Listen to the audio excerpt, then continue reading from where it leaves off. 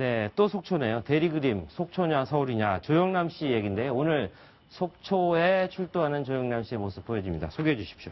네, 오늘 춘천지법 속초 지원에서 사기 혐의로 기소됐죠. 조영남 씨와 매니저 장모 씨에 대한 첫 공판이 열렸습니다. 지금 영상에서 보시는 것처럼요, 조영남 씨 약간 교복 같은 정장을 입고 와서요, 이 무거운 표정으로 출석을 했는데 자신의 지인들을 향해서는 V자를 그려 보이기도 했습니다. 아, 그렇군요. 네, 첫 공판기일이다 보니 범죄 혐의에 대한 구체적인 공방은 오가지 않았고요. 네네. 대신 재판 관할권 변경을 놓고 약간의 공방이 오갔다고 합니다. 네, 공판에 참석한 조영남 씨 어떤 얘기를 하고 들어가는지 한번 직접 들어보겠습니다. 네, 먼저 재판 관할권 이전을 신청하셨는데 좀 어떤 의미에서 했다고 볼 수 있을까요? 속초서 재판을 할 건지 서울에서 재판을 할 건지 그 결정이 오늘 난다고 그래서 이렇게 왔죠. 대작이라고 법정에서 다 가려질 거예요. 제가 변명하는 것보다 법정에서 가려질 것을 보고 대작에 대해서는 지금 여기서 얘기할 얘기가 아닌 것 같아서 첫 공판 심리는 좀 만족하신 대로 모르겠어요. 저는 전혀 측에서는 법적 상식이 없기 때문에 우리 변호사들이 뭐 하겠죠. 서울이 편리하다 하는 그런 얘기 하겠죠. 저는 정말 잘 모르겠어요. 뭔지.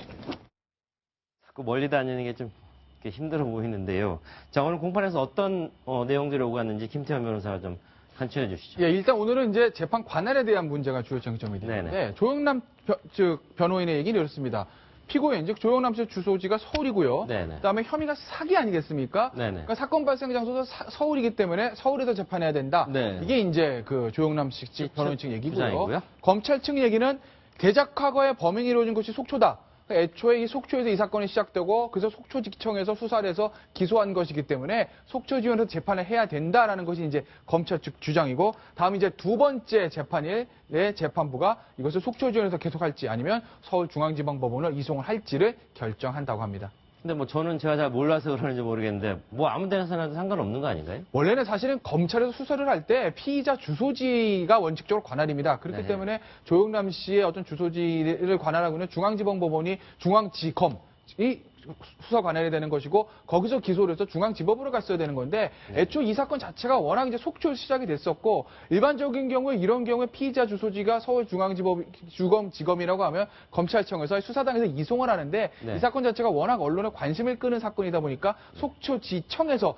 계속 수사를 진행했던 것이고, 그래서 이제 속초지원에서 재판이 진행됐기 때문에 글쎄 법원이 어떤 식의 판단을 할지에 대해서는 조금은 좀 지켜봐야 될 것 같습니다. 그러니까 속초가 어쨌든 뭐 한 유명한 사람이고 하니까 한번 제대로 돼서 한번 해보겠다 뭐 이런 측면으로 봐도 되나요? 예, 그래서 이제 속초지청에서 계속 수사를 했던 것 같고, 그래서 네. 기소가 지금 된 것이어서 속초지원에 관할이 있던 것인데, 원칙적으로 형사소송법의 원칙대로 하면은 피의자의 주소지가 관할 지역이기 때문에 서울로 중앙지법으로 이송하는 것이 맞습니다. 근데 다만 이미 속초지청에서 수사를 했던 것이고 이미 재판이 진행됐기 때문에 법원에서 이송을 하지 않고 계속 속초지원에서 재판할 가능성도 높습니다.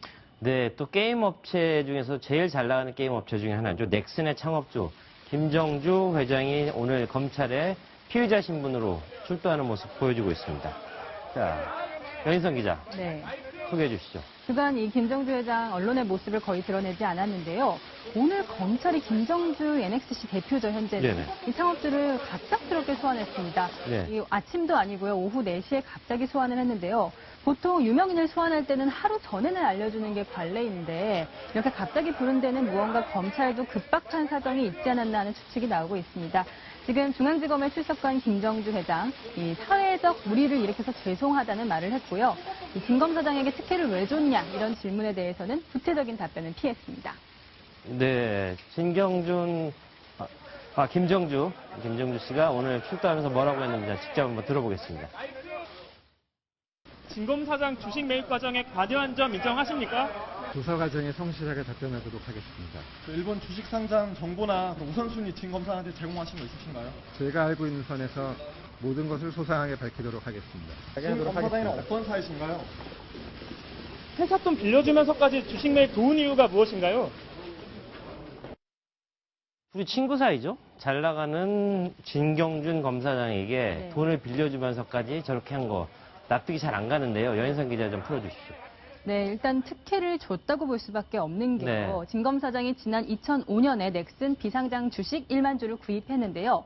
이때 이 매입 자금 4억 원을 넥슨이 빌려줬습니다. 아, 그렇군요. 네. 회사 돈으로 빌려줬다 이런 얘기군요. 이후 이 자금을 갚기는 했다고 하는데요. 2006년에 이 기존 주식을 10억 원에 다시 팔았고요. 네네. 다시 넥슨 재팬 주식을 구입하고요. 이 주식이 어떻게 알았는지 아주 크게 올랐어요. 그래서 네. 지난해 120억 원이 넘는 이익을 봤는데요. 이야. 처음 투자 자체도 넥슨에서 빌린 돈으로 했고 또 30배나 가까이 되는 이런 이익을 봤습니다. 그렇기 때문에 이 특임검사팀은 김정주 대표가 자신의 동창인 진검사장에게 이 특혜도 주고 또 네. 투자 조언도 해줬을 것이라고 보고 있습니다. 네, 그동안 버티던 진경준 검사장, 되게 자백? 고백? 그런 걸 했다죠? 어떻게 된 겁니까? 네, 오늘 뭐 자수서라는 이제 용어가 나왔는데 그걸 검찰에 제출했다고 하는데 일종의 진술서가 되겠죠. 네네. 거기에 내용 중에서 이 어떤 주식에 관한 의혹들, 그다음에 얼마 전에 그 제네시스 승용차 얘기 나오지 않았습니까? 네네. 그런 의혹들에 대해서 일부를 뭐 시인했다라는 네. 내용이 지금 보도가 되고 있습니다. 네네. 정확한 내용은 조금 더 우리가 좀 알아봐야 되겠습니다만 어쨌든 진경준 검사장 입장에서는 굉장히 사건이 지금 본인에게 불리하게 불리하게 돌아가고 가고 있는 겁니다. 있죠. 네. 검찰에서 특임 검사까지 임명을 했고요. 네. 참고로 말씀드리면 특임 검사가 임명된 사건이 이해가 네 번째인데 네 번 다 구속 기소가 됐습니다. 아, 그렇군요. 물론 그 앞서 세 번이요 전부 다 구속 기소가 됐습니다. 물론 그 중에서 한 건은 뭐 최종 무죄가 확정되게 했습니다만 일단 특임 검사가 맡은 사건들 전부 다 구속 기소가 됐었고 단순히 넥슨과의 주식 얘기뿐만 아니라 오늘 아침 또 조간신문 보도를 보면 어떤 대기업과 연관된 청소업체 특혜 얘기들도 나오고 여러 가지 또 차명 계좌에서 뭐 돈이 나왔다는 얘기도 나오고 여러 가지 진경준 검사장에 대한 의혹들이 나오고 있기 때문에 진경준 검사장 입장에서 그것들을 좀 선제 조치하는 차원에서 일부 시인하는 자술서를 제출한 거 아니겠나 현재까지 뭐 그렇게 볼 수 있을 것 같습니다. 네, 회사 돈을 친구한테 빌려주고 그 잘 나가는 검사 친구는 10년 만에 120억을 어떤 주식 차액으로 획득을 했다. 이런 부분 이해할 수 있는 사람 많지 않을 것 같습니다. 저희는 다음 소식으로 넘어가 보겠습니다.